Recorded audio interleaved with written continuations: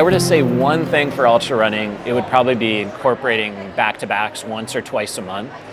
And those are really great, particularly if you're doing a really hard 50K with mountainous terrain, or you're doing like maybe jumping up to the 50-mile distance.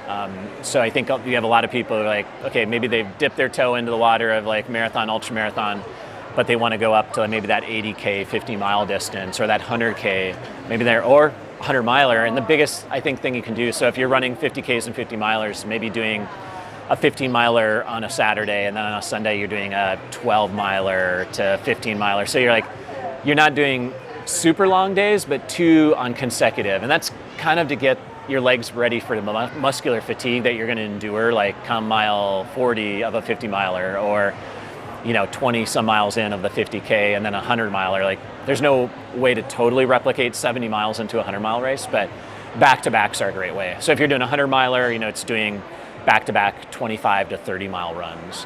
50-milers, doing something in that 15 to 20-mile runs. And I think those are really helpful. And then specificity with, the terrain. I think if I were to add another thing, I know you said one thing, but you've got to get the hills. You've got to get the hills in.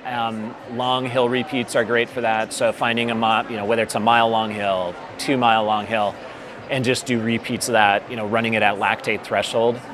That's going to encourage you to run maybe when you might walk more, and just in training to incorporate that. And then of course the downhill is great for, you've got to prepare your quads and your muscles to just endure that pounding of the downhill, because you shouldn't be taking it through your knees or your joints. It should be really in the muscles, and you've got to have that strength late in a 50-miler or a hard 50K. And of course 100-milers for sure. I guess the biggest thing I would advise against is the same pace every day, going faster, harder on certain days, maybe mixing in more tempo runs, or running with a faster group once a week, even if you're not really a track person or a road person.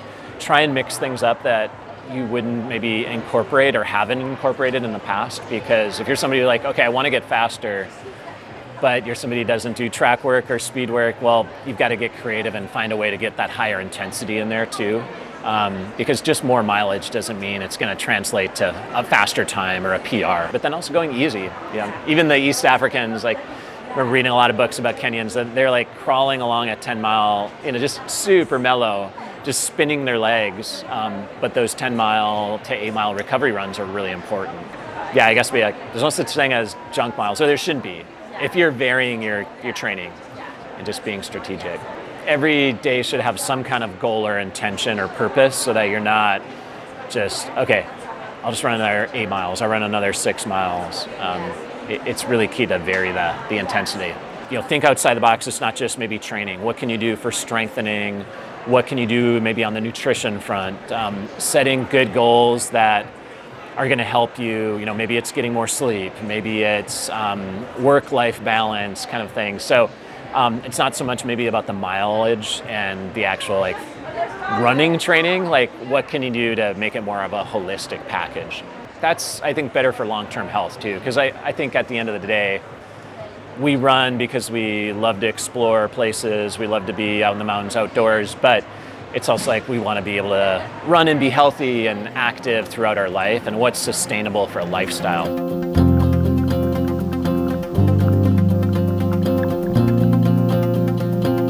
You need to be specific to the race that you're doing. So I think the last 6 to 8 weeks, really, specifically the last 6 weeks, you need to be training for that race. So like I say, I pretty much train for marathons all year round, but I will be specific for the race. So if I'm going to be doing a mountain ultra, I try and get out and do that sort of terrain.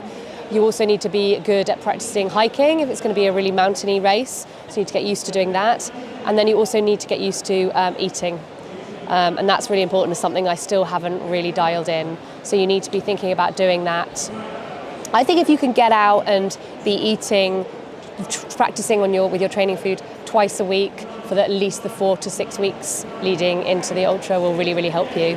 And practice using poles, whatever equipment you're going to be using. I know I go on about it, but I wish I'd done strength training at the very beginning, because potentially it would have reduced my injuries, and then I would have got more consistent training blocks. Because of injury, I was getting injured, every 6 months, and then I would take time out, and then you have to come back from having time out. So therefore, you're taking weeks, maybe months, to get back to where you were. So you can never really build and progress, and it's all about progression. So I definitely think that, and sleep is really, really, really important, because it's when you recover. Yeah, so don't neglect sleep training. You can do sleep training. Yeah, exactly. Training and also and sleep. making sure that you do recovery. Recovery is so important. People just think it's all about running faster, running further. It's also about recovering. So on your easy runs, doing them really, really, really easy. It doesn't matter about the pace, it's how you feel.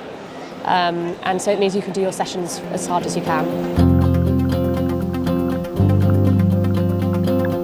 Just to enjoy training is I think is the most important thing. Remember why you're training, and for most of the time it's for the love of running itself. It's not necessarily to I'd still be training even if I wasn't racing. So it's to remember that we're lucky to be able to run. Some people can't run, and we're lucky to get out into nature. So it's always to appreciate how lucky you are in training. And what wouldn't I do in training? I wouldn't take my watch on every single run. Like, if you want to hit a certain pace, then maybe take your watch, but I wouldn't switch my watch on every time, and I'd make sure that I wouldn't always have headphones in, that I'd be able to disconnect, that I wouldn't always be connected, if that makes sense, to a watch or headphones.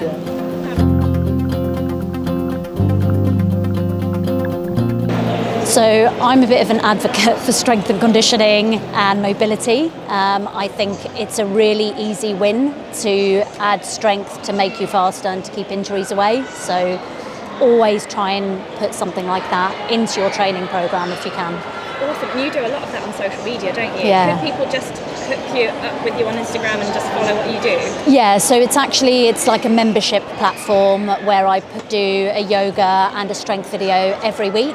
But I've been doing it now every week, mainly because I have to film it, so I have to do it. But for 14 months and I haven't been injured, so I like to think that it actually does work. I tend to put my body through some quite strenuous things, so it's tested. Yeah, no, that's fantastic. So where can people find that? So either on my Instagram, which is just Carla Molinaro, or my website, carlamolinaro.com/SCY. You definitely shouldn't jump up too quickly.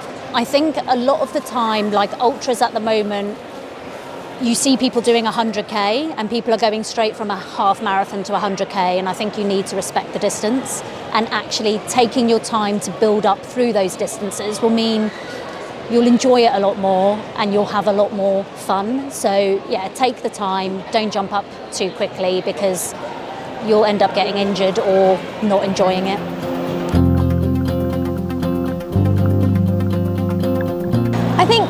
I think the big thing is practice. Practice your nutrition. Think about the race you're going to do. So, if you're doing more of a roadie type race or a flatter race, like a trail flatter race, then you might want to use products that, you can eat easily and you can run at the same time. Whereas if you're doing more trail or mountains, you might have a bit more time to actually eat real food. So think about your race. Think about what's available as well on the race. Like, for nutrition, and especially ultra running, it's really, really useful to kind of get a gauge of, is it sponsored by someone, what products they're going to use, what might be at the aid stations. Now, you're not going to know everything, but it's quite useful because then you can practice with all those things. And it also means if you know that that's going to be available, you don't need to carry it, which is an absolute bonus. Yeah. The other thing I'd say is practice on, not only practice on the on the sort of terrain, but also practice at the pace that you're going to run at. So a lot easier if you're doing a flat road run, a lot harder when you're doing trails and mountains, because your pace is always going to change. And one of the things I find, that because I tend to do more mountain stuff, is there's always this advice to try and eat when you're walking uphill, but actually I'm usually holding poles and I can't eat. So thinking about those sort of things, thinking about, well, what if that happens? What can I do instead? What might be more useful? So I get around that by actually drinking my energy uphill.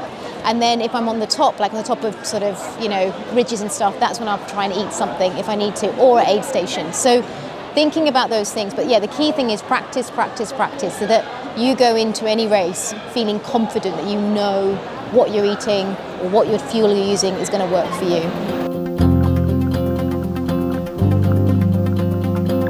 If I was to go back, I would trust my intuition more as opposed to speaking to other people all the time and asking them what I should do. I'd just be like, hang on, let's turn it round on me.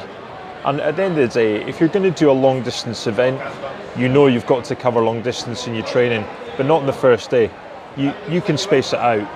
And I think the consistency of training was something that I really learned on the second marathon, the Saab, as opposed to first.